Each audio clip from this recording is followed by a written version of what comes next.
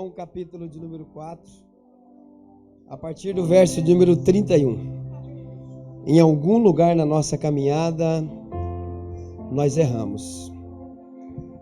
Em algum lugar da nossa caminhada a gente caiu. E a gente precisa levantar de novo. Precisamos retornar novamente. Esse hino não pode mexer só com as nossas emoções. Esse hino tem que mexer com a nossa razão. João capítulo de número 4, versículo de número 31. Diz assim a palavra do Senhor. Nesse interim, os discípulos lhe rogavam, dizendo: Mestre, come.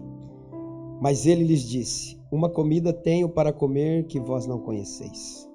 Diziam então os discípulos uns aos outros: Ter-lhe-ia porventura alguém trazido o que comer? Disse-lhe Jesus: A minha comida consiste em fazer a vontade daquele que me enviou e realizar a sua obra. Não dizeis vós que há 4 meses até a ceifa? Eu, porém, vos digo: erguei os olhos e vede os campos, pois já branquejam para a ceifa. O ceifeiro recebe desde já a recompensa e entesoura o seu fruto para a vida eterna. E de sorte se alegram tanto o semeador como o ceifeiro. Pois no caso é verdadeiro ditado: um é o semeador e o outro é o ceifeiro. E eu vos enviei para ceifar o que não semeastes, e outros trabalharam, e vós entrastes no seu trabalho.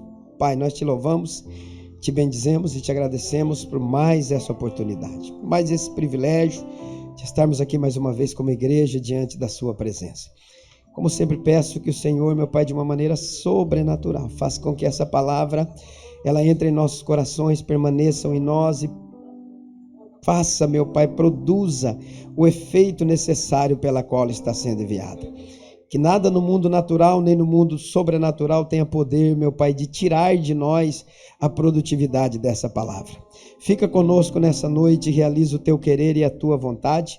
É o que todos nós aqui te pedimos e te agradecemos, certos da tua resposta, no nome de Jesus. E os que concordam comigo dizem amém. Tome teu assento, meu querido irmão, minha querida irmã. O nosso pastor presidente, ele está em Roraima. Chega melhor dizendo, amanhã, às 2h da manhã, ele já estará conosco, se Deus quiser. Tá? Ele foi para lá no meio da semana e, se Deus abençoar, amanhã ele estará conosco aqui. Terça-feira já estará atendendo novamente aqui na igreja. Os irmãos que vão participar, vão virar o ano conosco, procure a irmã Marinês, que ela tem os convites para o jantar. É limitado, é apenas 250 jantares, não temos espaço para mais pessoas, infelizmente, tá? Procure ela, que ela está com os convites ali. Queridos, eu li esse texto bíblico aqui, o nosso pastor José, né, de Minas Gerais, já fez uma introdução, muito legal, porque o Espírito de Deus, ele nos conecta um com o outro para realizar aquilo que ele deseja. Eu acredito que todos nós estamos se aproximando daquele dia maravilhoso que é o dia de nós fazermos votos, né? A virada do ano, daqueles 10 minutos, pastor. A gente dobra o joelho 5 minutos antes, 10 minutos, oramos até 00:05, 00:10 e fazemos votos, fazemos propósitos. Esse ano eu vou orar mais, esse ano eu vou mais ao culto, esse ano eu vou ler mais a Bíblia. Este vai ser o ano que eu vou fazer alguma coisa diferente. Isso é uma coisa comum e natural na vida de todos nós, seres humanos. Só que de cada 100 que faz esse propósito, que a gente conversa, acho que 2 ou 3 chegam ao final com sucesso. 97, evangelista Laudir, não conseguem realizar o propósito. Porque nós se acostumamos à mesmice e ao tradicionalismo religioso que nós temos, aquilo de vir à igreja no final de semana, de termos uma vida entre aspas, dedicado a Deus, e vamos levando a vida, esperando que o dia do arrebatamento aconteça e que o Senhor, pela sua misericórdia, nos leve até a eternidade. Mas nessa noite, após nós ouvirmos hoje pela manhã uma mensagem extremamente confrontadora, o evangelista Laudir, na escola bíblica dominical, falou sobre o pecado e a consequência dele, e eu acho que é uma coisa que as pessoas não se preocupam muito, porque se preocupasse, teria uma nova visão e teria uma nova vida diante das coisas espirituais. Mas como foi muito confrontador hoje essa palavra, o Espírito Santo, durante o dia, me trouxe esse texto sobre uma mudança de vida. Ou nós resolvemos dar uma guinada na nossa vida, ou talvez nós poderemos ser surpreendidos por alguma coisa que nós não desejamos. Pela manhã nós deixamos claro aqui numa pequena palavra após a pregação, dizendo que o sinal do arrebatamento, ou um dos maiores sinais, porque o arrebatamento não tem sinal, o arrebatamento é iminente, mas uma das maiores características da vinda de Cristo se chama apostasia. O que os irmãos entendem por apostasia? Alguém quer dizer alguma coisa?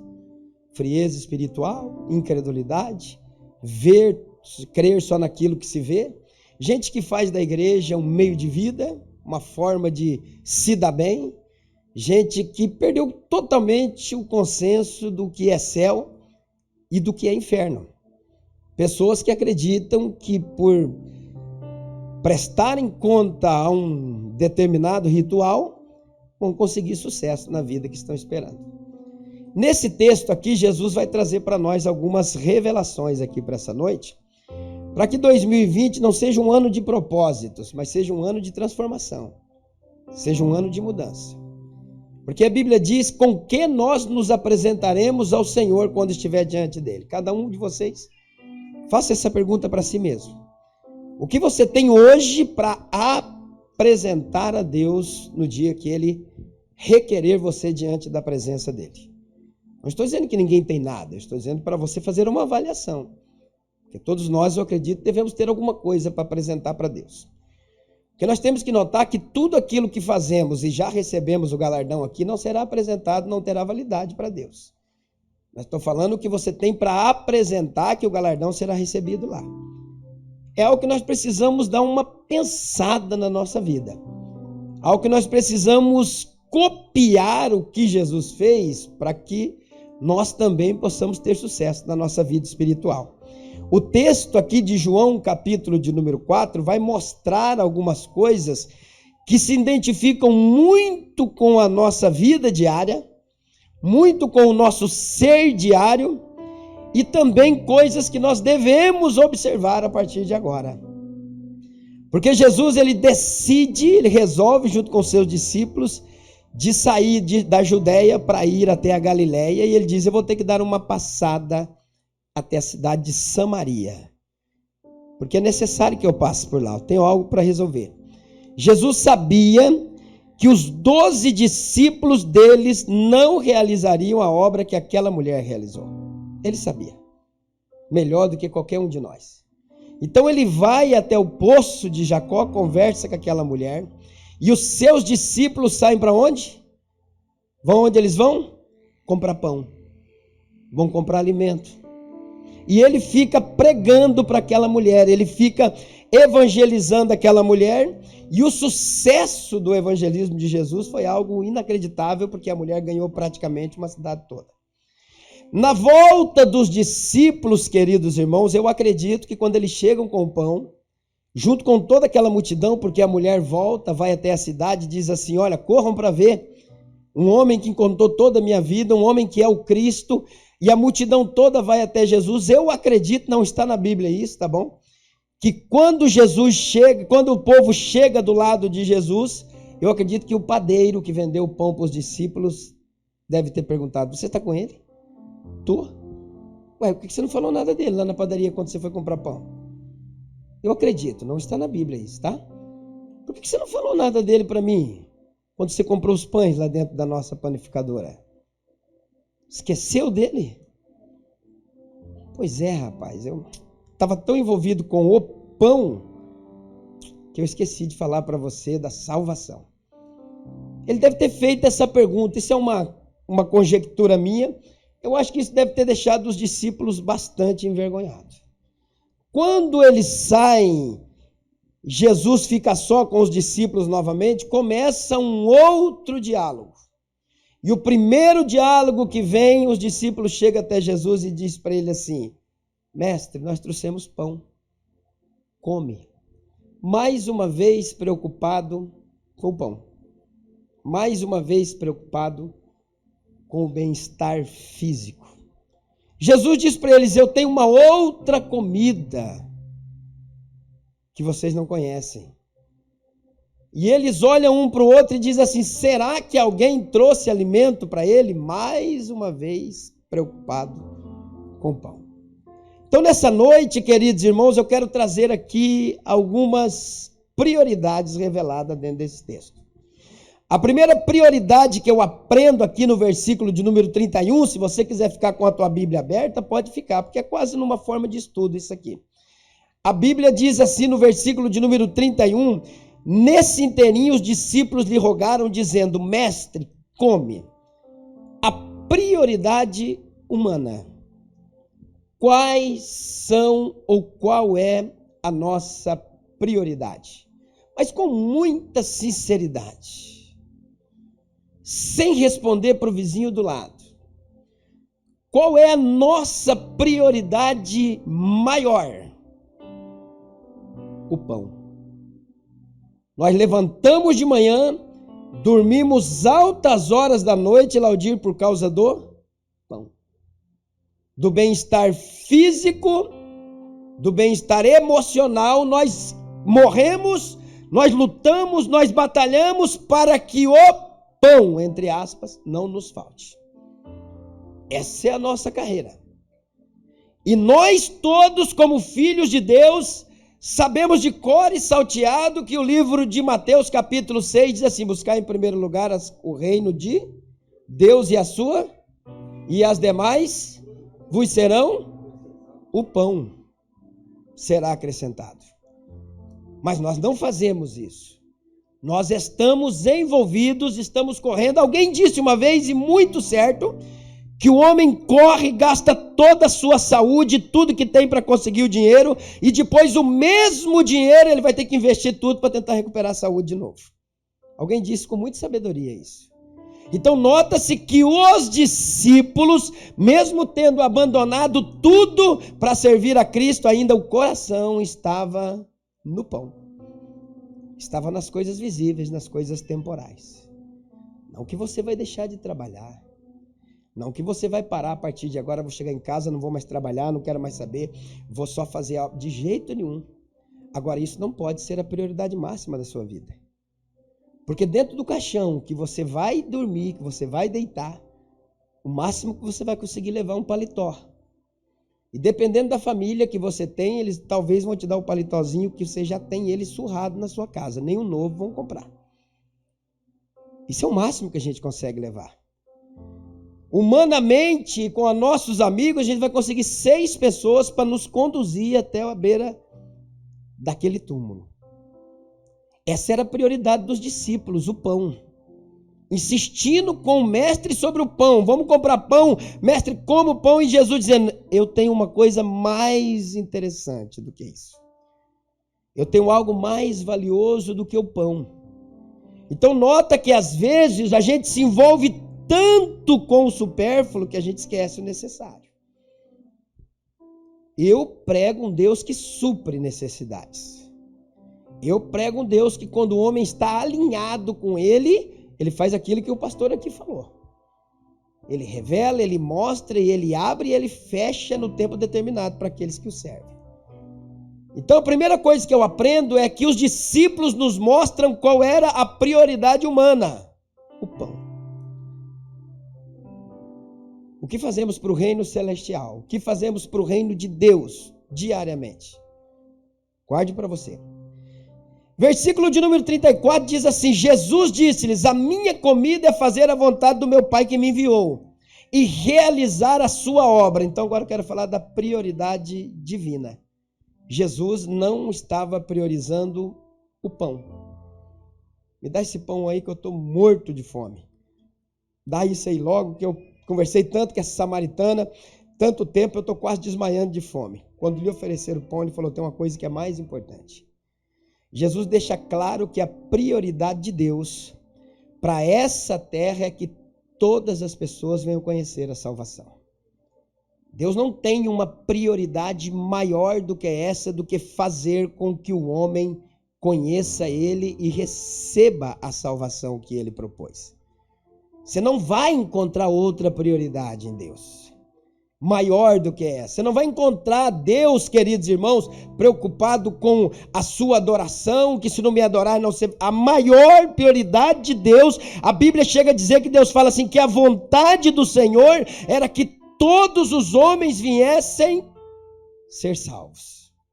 O que fazemos para que essa salvação aconteça na vida do ser humano? Porque hoje é culto de missão. O que nós dispensamos, o que nós realizamos para que alguém que está do nosso lado seja salvo. Porque às vezes o inimigo, na sua astúcia, na sua habilidade de envolver, de enganar, de mentir, o que ele faz? Ele faz a gente se preocupar para dentro, e aí para dentro a gente briga, a gente se arrebenta, a gente se destrói, a gente se acaba, enquanto lá fora não está sendo feito nada. Você já viu cantores que cantam, pregadores que pregam só se tiver muita gente? Nunca foram no hospital, nunca entraram numa cadeia, nunca foram na rua, não fazem isso. Eles querem aquilo que o Senhor disse, eles querem brigar por este lugar aqui, porque o inimigo, queridos irmãos, semeou nos corações que a prioridade talvez para fazer algo para o reino seja aqui em cima desse púlpito. Não faz ninguém crescer aqui em cima do púlpito. Pastor Pedro dos Santos, nosso vice-presidente, costumava dizer assim, o lugar onde mais morre crentes é o púlpito. Porque alguém quer fazer o crente crescer no púlpito, eu diria ali ele morre. Porque o púlpito não é para fazer ninguém crescer. Então nota-se que nós não discernimos quais são as prioridades. Versículo 34, Deus está dizendo assim, a minha prioridade é que todos os homens venham conhecer a salvação. Assim como você e como eu, que somos salvos de Jesus Cristo, que estamos tranquilos. Mas do meu lado, na minha casa, no meu bairro, na minha família, tem pessoas que ainda não conhecem Jesus e eu não estou fazendo nada para isso, porque eu estou correndo atrás do pão. Eu preciso do pão.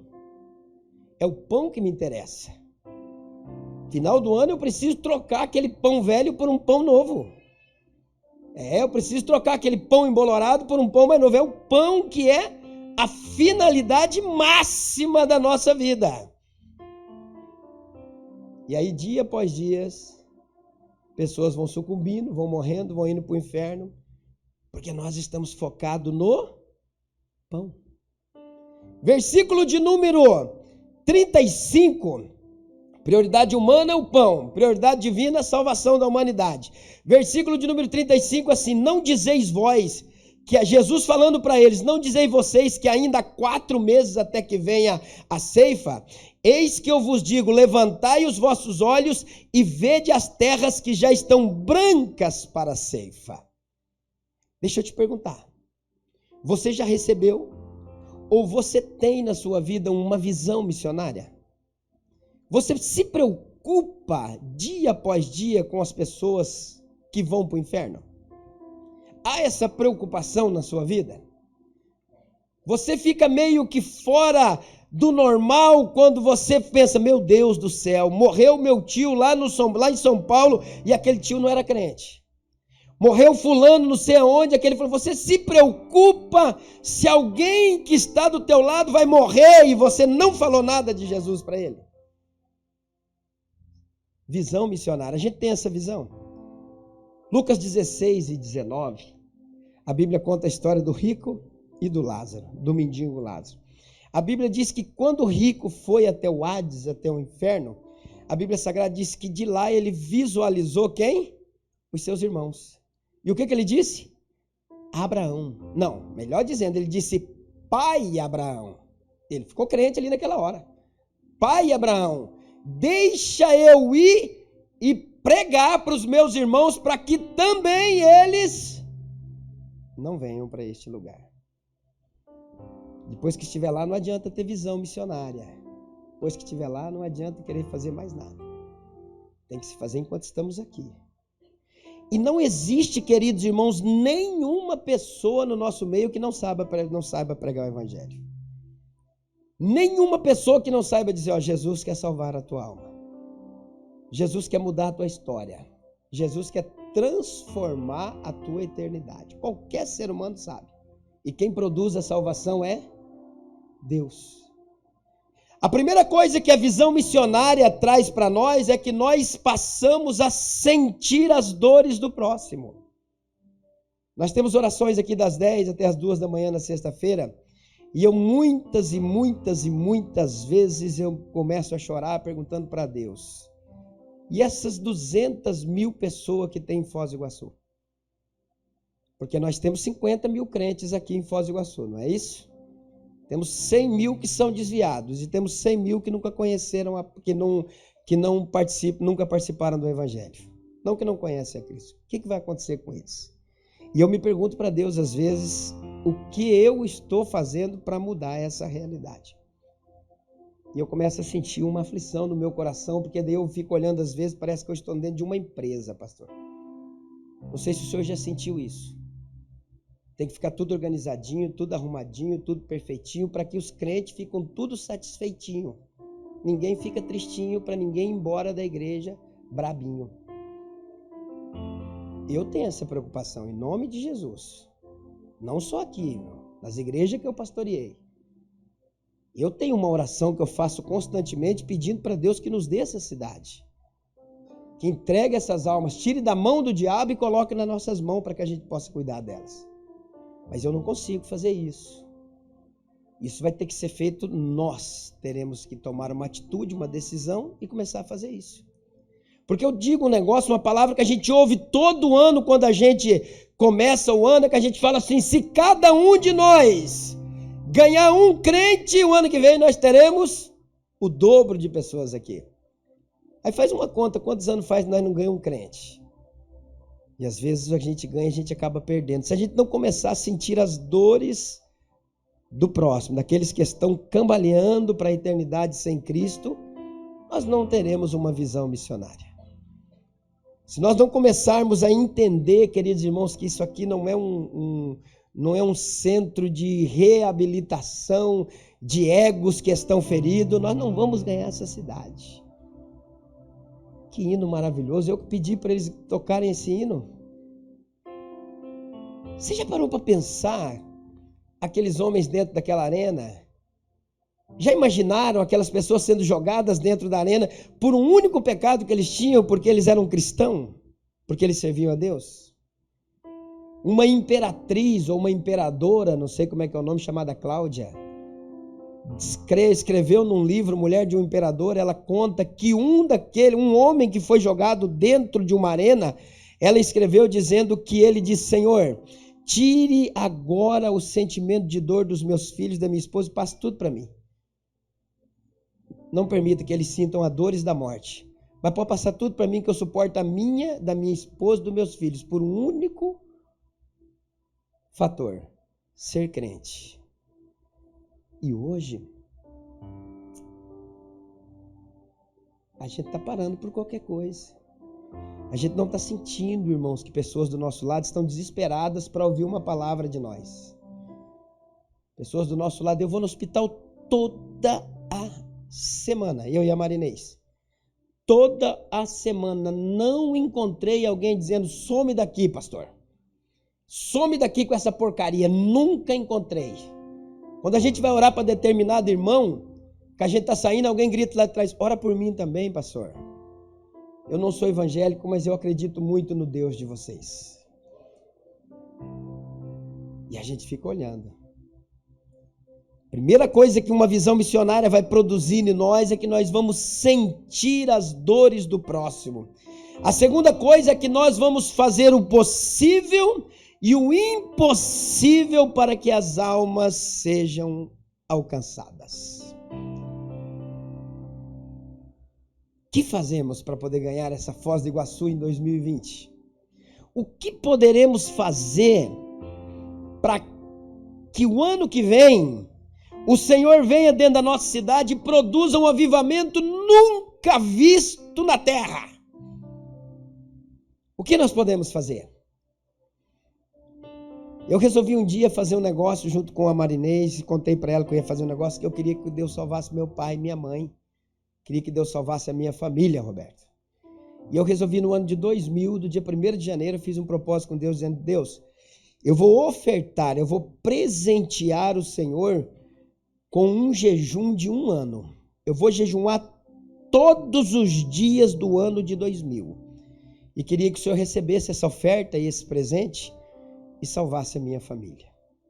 365 dias jejuando. Todos os dias. 4 da tarde, 6 da tarde, 8 da noite, independente do horário. Quando entregava mais cedo era 4, 5 horas da tarde. 1 ano. Eu trabalhava na empresa de ônibus, irmãos. As pessoas caíam dentro do ônibus possessas de demônios. Mas não era para isso que eu queria. Era bom. A gente orava em espírito ali, porque era uma empresa. Aconteceu dezenas de vezes isso. Expulsava aquele demônio, a pessoa levantava, estou passando mal, não sei o que, não sei o que, ela saía. Mas eu queria a salvação da minha alma, da alma da minha família. 2009, queridos irmãos. 9 anos depois, eu fui pregar num ginásio de esportes. Meu pai e minha mãe e mais 19 pessoas aceitaram Jesus naquele dia. A oferta ficou guardada. O que você é capaz de fazer ou de investir para que alguém seja salvo? Fala para mim. Qual a loucura que você vai preparar em 2020 para que alguém consiga conhecer a salvação em Jesus Cristo? O quanto você vai investir do que você tem para que alguém consiga, queridos irmãos, ser salvo em Jesus Cristo? Nós não tivermos esse sentimento, essa visão, nós se tornamos empresas. Somos membros de uma grande empresa que tem que funcionar do jeitinho que nós achamos que é certo, pastor Newton. Se der alguma coisa errada, nós troca o líder, nós troca o administrador, coloca outro para ele poder andar e a igreja fica estagnada do mesmo jeito. Nós batizamos esse ano, queridos irmãos, 36 pessoas. É muito pouco, porque batizamos adolescentes esse ano. É muito pouco. Nós precisamos, queridos irmãos, em 2020, quadruplicar o número de pessoas que vão ser batizadas. Isso só vai acontecer se você resolver fazer alguma coisa para que as pessoas sejam alcançadas. Se nós não sairmos dessa vida de culto após culto, Deus não salvará as almas. Se nós não sentimos a dor e se a nossa visão missionária não for ampla, não for grande, se nós não, queridos irmãos, dedicarmos alguma coisa de valor para que as almas sejam salvas, elas não serão. Irmãos, nós temos orações aqui toda quarta-feira também, temos orações aqui de manhã, e eu me preocupo com pais e mães que têm filhos desviados e que não conseguem tirar meia hora de oração por dia para o filho ser salvo. Então você não sente a dor do seu próximo. Não sente. Porque o preço não é alto. Deus não está pedindo para você vender sua casa, vender seu carro. Deus está pedindo para que você se relacione profundamente, para que Ele venha e entra e faz um milagre dentro da sua casa. Quanto vale a salvação de um ente querido? Ah, pastor, se Jesus salvar o meu filho, eu fico 1 ano, fico 2 anos aí, faço uma campanha. Não, faça antes. Faça antes para que ele entre e faça o grande milagre na sua vida. Se preocupe com isso. Visão missionária.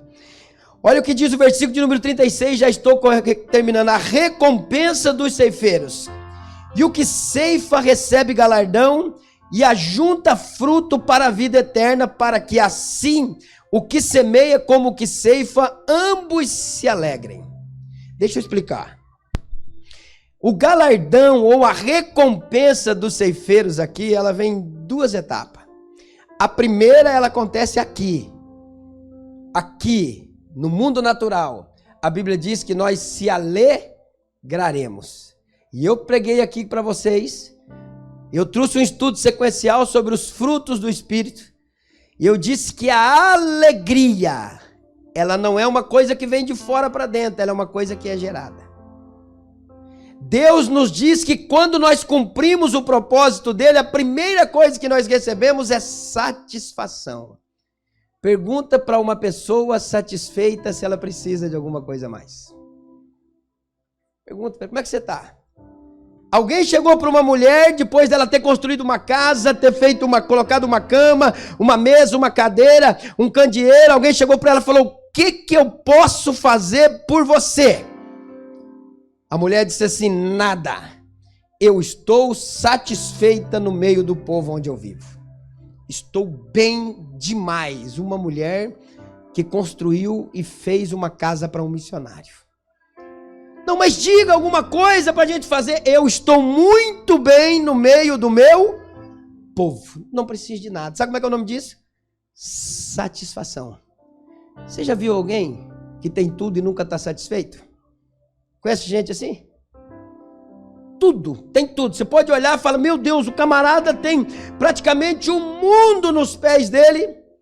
Não está satisfeito, é aquela loucura. E pá, eu trabalhei em 3 trabalhos, irmão. Me lembro como se fosse hoje. Glória a Deus por isso. Eu trabalhei numa empresa de ônibus. Eu saía dali, ia para o Paraguai vender toalha. Saía de lá, vinha para frente dos hotéis. A única coisa que eu consegui foi ruga na cara. Mais nada. E eu vendia, tá aqui minha esposa. Não adianta, querido irmão, deixar o necessário pelo supérfluo. O dia que eu tomei uma decisão, eu vou viver para manter minha família dentro daquilo que é necessário e não vou abrir mão de fazer a vontade de Deus, aí eu conheci a verdadeira satisfação. Todo ano a gente viaja para algum lugar. Olha aqui, isso aqui é tudo coisa boa. Terno, sapato, a gente não anda mais pelado, anda bonito. O povo vem, pá. Eu como tudo o que eu quero. Amém ou não amém? Tudo. Eu e a minha família, cadê meus 2 filhos? Levanta a mão aí, tá ali. Somos satisfeitos. Tem dia que junta nós 4 e chora, porque a gente lembra o que nós passamos. E tem gente que tem 1 milhão de vezes acima da gente e não é satisfeito, é insatisfeito. Porque quando eu faço a obra de Deus, eu recebo essa recompensa, satisfação, Laudir, alegria. Quando eu estou dentro do propósito, do plano de Deus, Ele faz isso acontecer dentro de mim. O segundo presente, a segunda recompensa que Deus dá, essa é para a eternidade. Primeiro, a Bíblia nos dá satisfação. Segundo, a Bíblia diz, olha, que o que semeia e o que ceifa recebe galardão e ajunta fruto para a vida eterna. Ele recebe crédito para a vida eterna ou um galardão. Irmãos, não se enganem vocês. Tem gente que fala assim, se eu chegar no céu, já tá bom demais. Você nem tem galardão nenhum. Se eu chegar lá, já tá bom. Vai nessa. Vai nesse pensamento aí para você ver quando você chegar lá. Tem gente, queridos, que eu chamo os crentes do pescoço atolado. O galardão é tão grande que o camarada vai entrar assim no céu. Pesado. Mas tem outros que o galardão dele é uma tampinha de garrafa. Sim, se for cabeludo, não dá nem que o espírito não tem cabelo, né? Não dá nem para ver. Porque é uma loucura, é o correr, é o pão. Se não for o pão, pastor Everson, gente, o reino de Deus, a igreja, agora está com um problema maior ainda. Que as pessoas que querem fazer alguma coisa, querem fazer, se alguém der em troca, o pão. De graça para o reino, mais nada. Todo mundo quer fazer alguma coisa, tem que ter o pão. Se não der o pão, não faço. Procura outro. E daí, como todos nós estamos muito envolvidos com o pão, a igreja sofre. A igreja perece. A recompensa, queridos irmãos, dos ceifeiros, será primeiro a satisfação aqui. Deus vai te satisfazer com aquilo que você tem. E Deus ainda te dará um galardão, crédito para a vida eterna. Garantia de eternidade pela obra que Deus está realizando através da sua vida. É por isso que a gente tem que dar uma mudada de vida, uma mudada de ar. Nem que seja assim, vou fazer igual o beija-flor. Não sei se o João não quer fazer, se o Pedro não quer fazer, eu vou fazer minha parte. Porque quando nós acordarmos, irmão, para essa realidade, essa cidade vai ser ganha para a glória do Deus Todo-Poderoso. Quando nós sair do sistema que foi criado, um sistema igreja-empresa, igreja que só tem que ganhar, só tem que fazer isso, só tem que fazer aquele outro, nós vamos começar a experimentar a verdadeira ação e o poder de Deus na nossa vida. Claro que adolescente é gente, a gente tem que batizar, mas a gente precisa batizar esse povo que está aí perdido aí no meio da rua.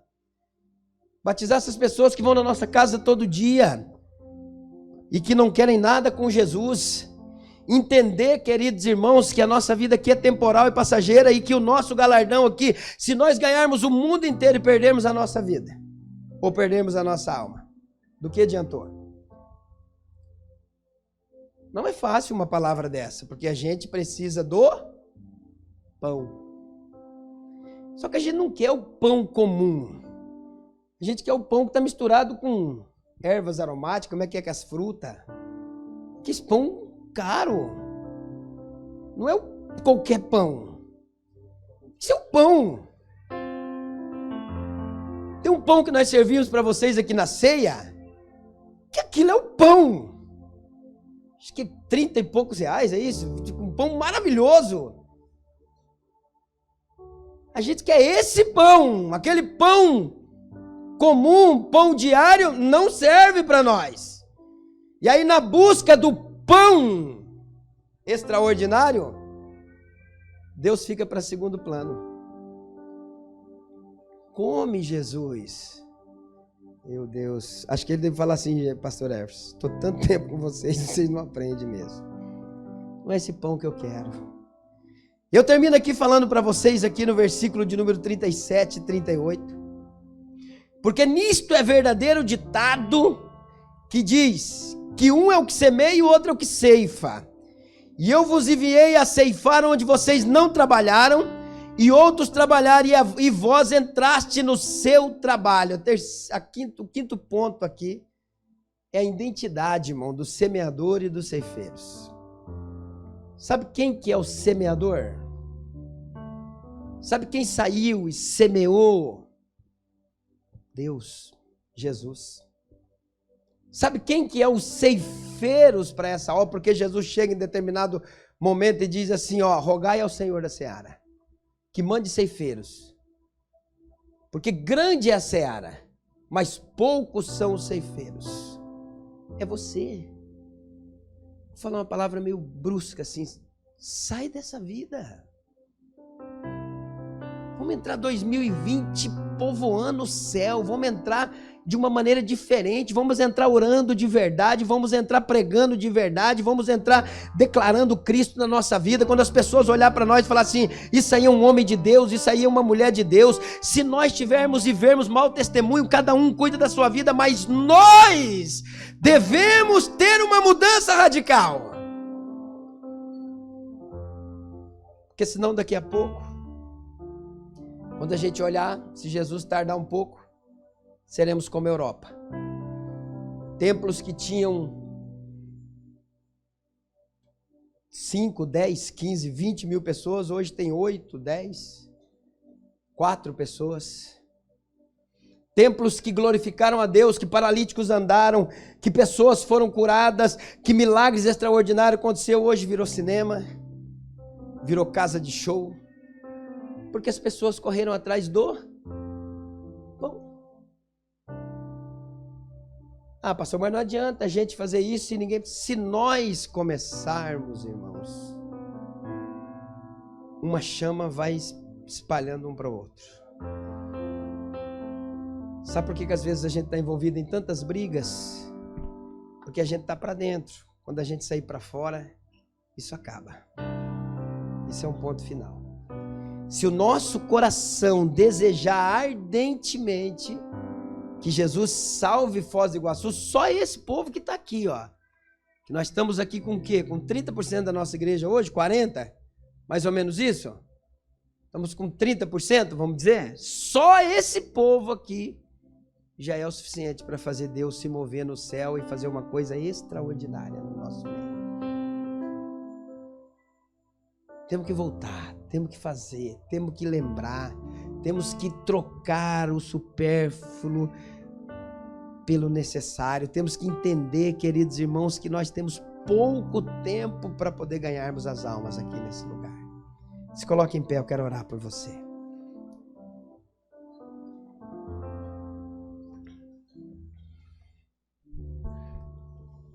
Eu quero pedir que o Espírito Santo inflame o seu coração.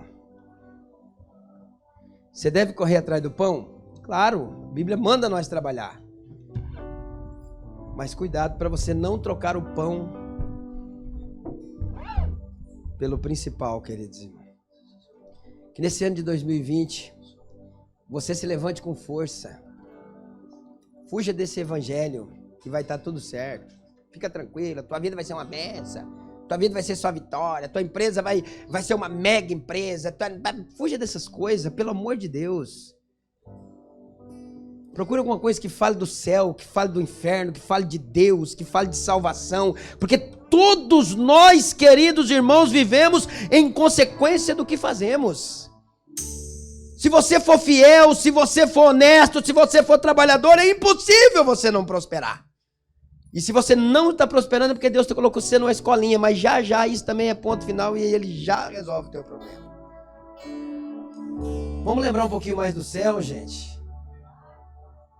Vamos sair para fora hoje à noite, quando a gente for na primeira pizzaria que a gente entrar, e contar mais ou menos o quantos de pessoas que se Jesus voltasse de onde ia ficar? Pedir para Jesus, o que eu posso fazer para melhorar isso?